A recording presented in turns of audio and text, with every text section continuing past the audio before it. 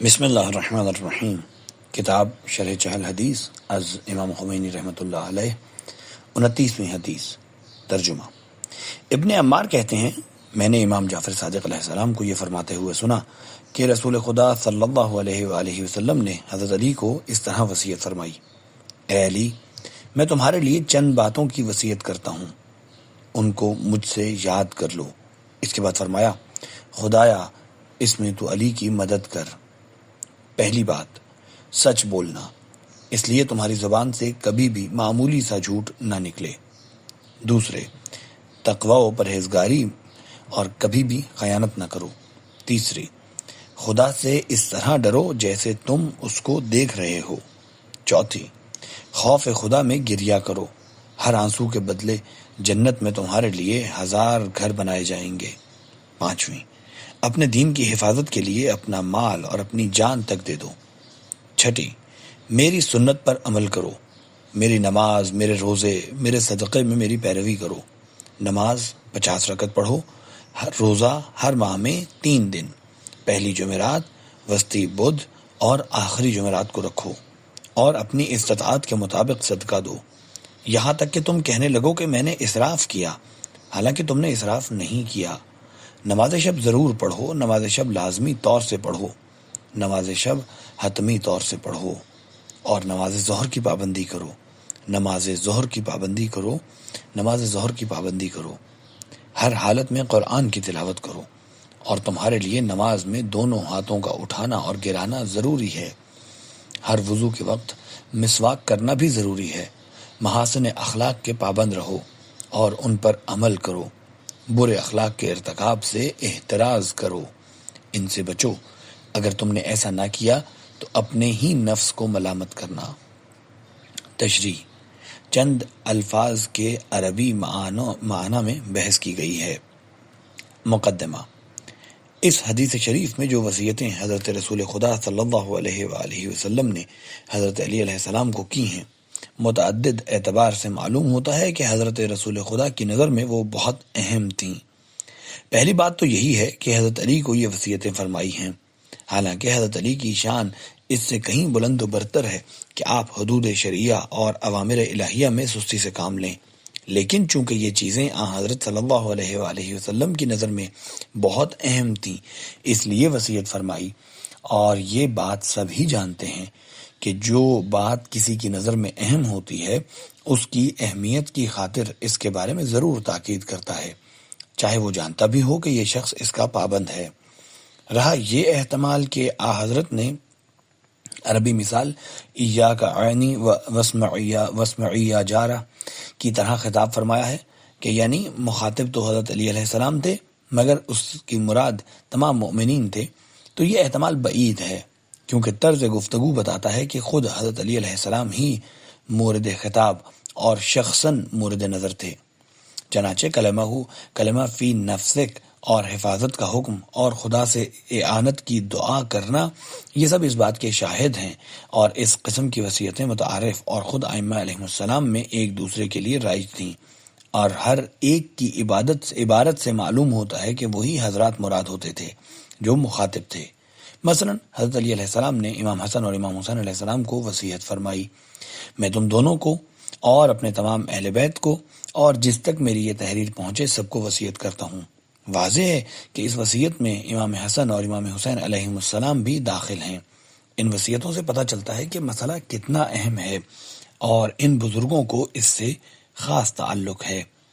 خلاصہ یہ کہ وصیت کے مخاطب صرف حضرت علی علیہ السلام کا ہونا مطلب کی بزرگی اور اہمیت کو واضح کرتا ہے۔ دوسری وجہ یہ ہے کہ چونکہ وصیت کے مخاطب حضرت علی علیہ السلام تھے اور ان کے لیے ممکن ہی نہ تھا کہ رسول خدا کی وصیت کی مخالفت کرتے یا اس میں سستی سے کام لیتے، لیکن اس کے باوجود اتنی تاکید کے ساتھ مطلب کو بیان فرمایا۔ تیسری وجہ یہ ہے کہ جب حضور اکرم صلی اللہ علیہ وآلہ وسلم نے فرمایا: میں تم کو وصیت کرتا ہوں، حضرت علی علیہ السلام کو وصیتوں کی اہمیت کی طرف متوجہ کروانے کے لیے فرمایا: مجھ سے ان کو محفوظ کر لو، اور چونکہ حضرت ان کو اہمیت دیتے تھے لہٰذا اس کے فوراً بعد دعا فرمائی: خداوندہ علی کی اس پر مدد فرما۔ اس کے علاوہ ہر جملے میں الگ الگ تاکید ہے، مثلا نون تاکید کا استعمال کیا گیا ہے، تکرار فرمائی ہے، وغیرہ وغیرہ۔ بس معلوم ہوا کہ یہ مطالب بہت زیادہ اہمیت کے حامل ہیں۔ البتہ یہ تصور نہیں کیا جا سکتا کہ ان امور میں سے کوئی ایک بھی حضرت علی علیہ السلام کے لیے نفع کا باعث ہے، بلکہ دوسروں کو نفع پہنچانا مقصود ہے۔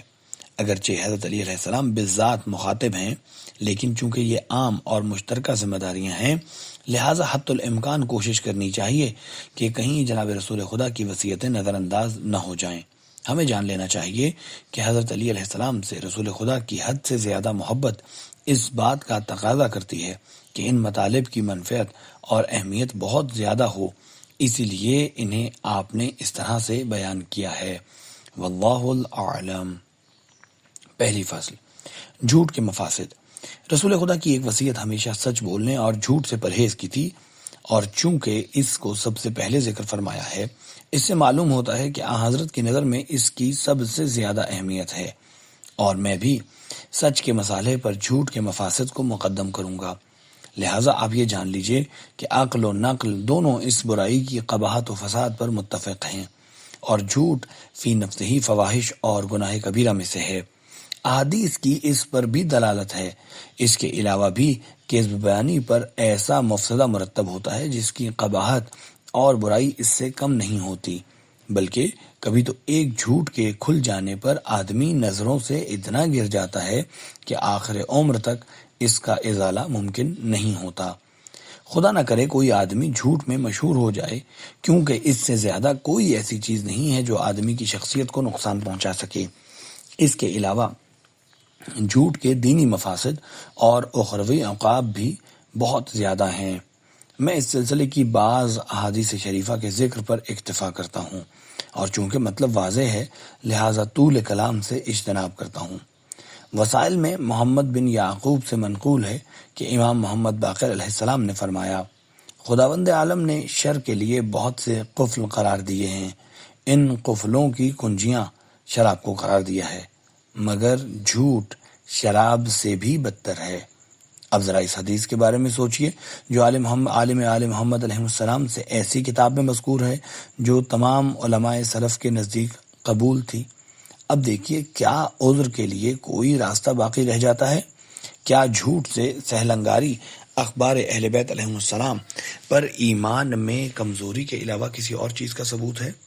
چونکہ ہم کو اعمال کی غیبی صورتوں کا علم نہیں، ملک و ملکوت کے روحانی تعلقات سے ناواقف ہیں، اس لیے اس قسم کی احادیث کو اہمیت نہیں دیتے اور اس قسم کی روایات کو مبالغے پر حمل کرتے ہیں، حالانکہ یہ خود ایک باطل طریقہ ہے جو ہماری جہالت اور ضعف ایمان سے پیدا ہوتا ہے۔ فرض کیجئے ہم اس حدیث کو مبالغے پر محمول کر مان لیتے ہیں، تو کیا یہ مبالغہ بے موقع ہے؟ کیا ہر چیز کو کہا جا سکتا ہے کہ یہ شراب سے بدتر ہے، یا اس کا شر اتنا عظیم ہو کہ بعنوان مبالغہ کہا جا سکے کہ یہ شراب سے بالاتر ہے؟ امام محمد باقر علیہ السلام نے فرمایا، الکذب ہوا خراب الایمان، جھوٹ ایمان کی خرابی کی دلیل ہے۔ در حقیقت اس قسم کی احادیث انسان کے دل کو دہلا دیتی اور اس کی کمر توڑ دیتی ہیں۔ میں سمجھتا ہوں کہ جھوٹ ایسے برے اعمال میں سے ہے جن کی قباحت کا احساس ہی اٹھ گیا ہے، مگر ایک وقت ایسا آئے گا جب ہم سمجھیں گے کہ ایمان جو ہمارے عالم آخرت کا سرمایہ ہے اس ہلاکت خیز گناہ کی وجہ سے ہمارے ہاتھ سے نکل گیا۔ حضرت امام رضا علیہ السلام سے روایت کی گئی ہے کہ آپ نے فرمایا، رسول خدا صلی اللہ علیہ وآلہ وسلم سے پوچھا گیا، کیا مومن ڈرپوک ہو سکتا ہے؟ فرمایا ہاں۔ پھر پوچھا گیا، کیا بخیل ہو سکتا ہے؟ فرمایا ہاں۔ پھر پوچھا گیا، کیا کذاب ہو سکتا ہے؟ فرمایا نہیں۔ صدوق الطائفہ سے منقول ہے کہ رسول خدا کے ارشادات میں سے یہ بھی ہے کہ ربا یعنی سود سے کہیں بڑا جھوٹ ہے، حالانکہ سود کے لیے اس طرح سختی بیان کی گئی ہے کہ جس سے انسان متحیر ہو جاتا ہے، اور سب سے زیادہ اس کی طرف متوجہ رہنا چاہیے کہ مذاق کے عنوان سے بھی حدیث میں جھوٹ کی ممانعت بلکہ شدت سے ممانعت کی گئی ہے۔ علماء نے اس کی حرمت کا فتویٰ بھی دیا ہے، چنانچہ صاحب وسائل الشیعہ نے عنوان باب میں جو ان کے فتاویٰ کے بھی مطابق ہے فرمایا، جھوٹ کے حرام ہونے میں خواہ وہ بڑا ہو یا چھوٹا، واقعی ہو یا مزاح میں، استثنائی مواقع کے علاوہ کافی شریف میں امام علیہ السلام امام محمد باقر علیہ السلام سے مروی ہے کہ امام سجاد اپنے بچوں کو جھوٹ سے روکتے ہوئے فرماتے تھے، اپنی تمام گفتگو میں جھوٹ سے پرہیز کرو، خواہ وہ بڑا ہو یا چھوٹا، سنجیدگی سے ہو یا مزاح۔ اگرچہ انسان معمولی چیزوں میں جھوٹ بولے گا تو بڑے جھوٹ کی جرت ہوگی۔ کیا تم نہیں جانتے کہ رسول خدا نے فرمایا، بندہ خدا سچائی کو اپنا پیشہ بنا لیتا ہے، یہاں تک کہ خدا اس کو صدیق لکھ دیتا ہے، اور جھوٹ کو پیشہ بنانے والے کو خدا کذاب لکھ لیتا ہے۔ کافی میں اسبغ بن نباتہ سے منقول ہے، امام علی علیہ السلام نے فرمایا، کسی بندے کو اس وقت تک ایمان کا ذائقہ نصیب نہیں ہوگا جب تک وہ سنجیدگی اور مزاح میں بھی جھوٹ نہ چھوڑ دے۔ رسول خدا صلی اللہ علیہ وآلہ وسلم نے حضرت ابوذر غفاری کو جو وصیت فرمائی اس میں ہے، اے ابوذر، اس شخص پر وائے ہو جو لوگوں کو ہنسانے کے لیے جھوٹ بولے، اس پر وائے ہو، اس پر وائے ہو۔ اب ان روایات اور رسول خدا اور ائمہ علیہ السلام کے ان سخت بیانات کے بعد بہت بڑی بدبختی اور جرت کا کام ہے کہ کوئی جھوٹ بولے، اور جس طرح جھوٹ کو شدید قسم کی برائیوں میں شمار کیا گیا ہے، اسی طرح صدق لہجہ اور گفتگو میں سچائی کو بہت ہی اہمیت دی گئی ہے، اور روایات اہل بیت علیہ السلام میں اس کی تعریف کی گئی ہے۔ میں بعض احادیث کے ذکر پر اکتفا کرتا ہوں۔ محمد بن یعقوب نے کافی میں امام جعفر صادق علیہ السلام سے روایت کی ہے، تم لوگوں کو اپنی زبان کے علاوہ عمل سے دعوت دینے والے بنو، تاکہ لوگ تمہارے اندر امر خیر کی طرف سنجیدگی، عبادت، سچائی اور پرہیزگاری کو ملاحظہ کریں۔ جناب صدوق نے اپنی اسناد کے ساتھ رسول خدا صلی اللہ علیہ وآلہ وسلم کا قول نقل کیا ہے کہ آن حضرت نے فرمایا، قیامت کے دن تم میں مجھ سے سب سے زیادہ قریب اور جن کی شفاعت سب سے زیادہ ضروری ہوگی وہ لوگ ہوں گے جو گفتگو میں سچے، امانت ادا کرنے میں پکے، خلق میں تم سب سے اچھے اور لوگوں سے قریب ہوں گے۔ دوسری فصل، تقوی کی حقیقت اور اس کے مرتبے۔ تقوی کو منازل سالکین و سائرین میں سے شمار کیا گیا ہے، اور اس کی تعریف عارف معروف خواجہ عبداللہ انصاری نے اس طرح فرمائی ہے، نفس پر مکمل کنٹرول اور اس کی حفاظت کا آخری درجہ، اور ساتھ ہی لغزش سے ڈرنا یا نفس پر تعظیم حق کے سلسلے میں سختی کرنے کا نام تقوی ہے۔ اسی تعریف میں تمام مراتب شامل ہیں، کیونکہ تقوی کے بہت سے مرتبے ہیں۔ مثلا عام لوگوں کا تقوی یعنی گناہان کبیرہ سے اجتناب کرنا، خاص لوگوں کی پرہیزگاری محرمات میں مبتلا نہ ہو جانے کے خوف سے مشتبہ چیزوں سے اجتناب کرنا۔ مثلا حدیث تثلیث میں اس کی طرف اشارہ کیا گیا ہے۔ اہل زہد کا تقوی مباحات سے بھی ان کے بوجھ سے بچنے کے لیے اجتناب کرنا۔ اہل سلوک کا تقوی مقامات تک پہنچنے کے لیے ترک دنیا کر دینا۔ مجذوب لوگوں کا تقوی خدا کے دروازے تک رسائی اور دیدار جمال خدا کے لیے مقامات کو بھی ترک کر دینا۔ اولیاء کی پرہیزگاری غایات کی طرف توجہ سے اجتناب کرنا۔ ان میں سے ہر ایک کی الگ شرح ہے جو ہمارے لیے فی الحال مفید نہیں ہے، لیکن جو بات یہاں پر قابل توجہ ہے وہ یہ ہے کہ محارم الہی سے بچنا تمام معنوی کمالات اور اخروی مقامات کی بنیاد ہے، اور کسی کو بھی کوئی مقام حاصل نہیں ہو سکتا جب تک وہ محارم الہی سے اجتناب نہ کرے۔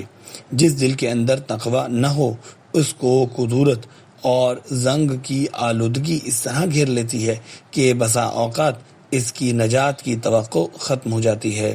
نفوس کی صفائی اور چمک تقوی ہی سے حاصل ہوتی ہے۔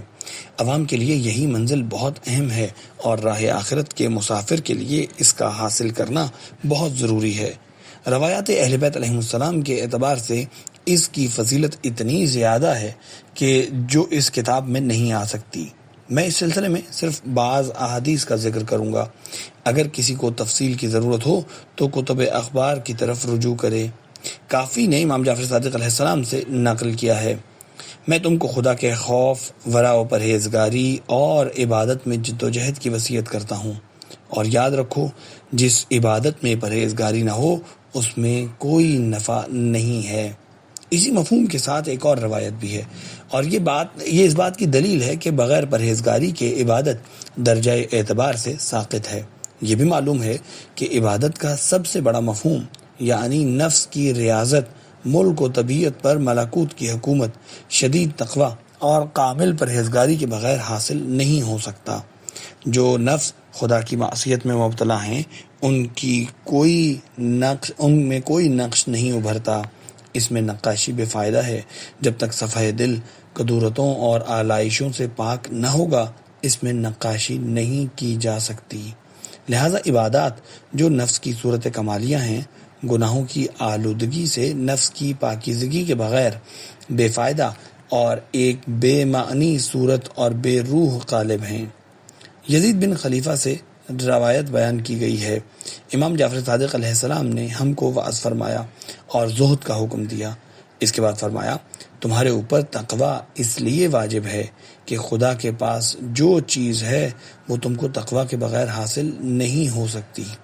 بس اس حدیث شریف کے اعتبار سے جس شخص میں تقوی نہیں ہے وہ خدا کی عنایتوں سے محروم ہے کہ جن کا خدا نے وعدہ کیا ہے، اور یہی بہت بڑی رسوائی اور ذلت ہے۔ وسائل میں امام محمد باقر علیہ السلام سے روایت ہے، ہماری ولایت تقوی اور پرہیزگاری کے بغیر حاصل نہیں ہو سکتی۔ دوسری روایت میں امام جعفر صادق علیہ السلام نے فرمایا، جس شہر میں 1,00,000 آدمی رہتے ہوں اس میں ہمارا ایک شیعہ ہو جس سے کوئی اور زیادہ پرہیزگار ہو تو وہ شخص ہمارا شیعہ نہیں ہے۔ کافی حریف میں بھی اس مضمون کی روایت موجود ہے۔ یہ بات سمجھ لینی چاہیے کہ بحسب روایت کمال تقوی کا معیار محرمات الہیہ سے اجتناب ہے۔ جو بھی محرمات سے پرہیز کرے گا وہ متقی ترین آدمی شمار ہوگا۔ لہٰذا یہ بات آپ کی نظر میں نہ آئے اور شیطان آپ کو دھوکہ نہ دے، کیونکہ اس ملعون کی عادت ہے کہ انسان کو مایوس کر کے شقاوت ابدی کے حوالے کر دیتا ہے، اس طرح کہ وہ آپ کو سمجھائے گا جہاں 1,00,000 یا اس سے زیادہ لوگ ہوں بھلا کیوں کر ممکن ہے کہ انسان سب سے زیادہ متقی ہو۔ یہ شیطان لعین کی مکاری اور نفس امارہ کا وسوسہ ہے۔ شیطان کے شبہ کا جواب یہ ہے، حسب روایات جو شخص محرمات الہیہ سے اجتناب کرے وہ اس روایت میں شامل ہے اور متقی ترین افراد میں اس کا شمار ہے۔ محرمات الہیہ سے اجتناب کوئی بہت مشکل کام نہیں ہے، بلکہ تھوڑی سی ریاضت کے بعد تمام محرمات کو ترک کر سکتا ہے۔ اور ظاہر ہے جو شخص اہل سعادت و نجات ہونا چاہتا ہے اور وہ ولایت اہل بیت علیہ السلام کے ذریعے عنایات الہی کا مستحق بننا چاہتا ہے، اس کو ترک معصیت کے لیے زحمت برداشت کر کے اتنی محنت اور ریاضت تو کرنی ہوگی۔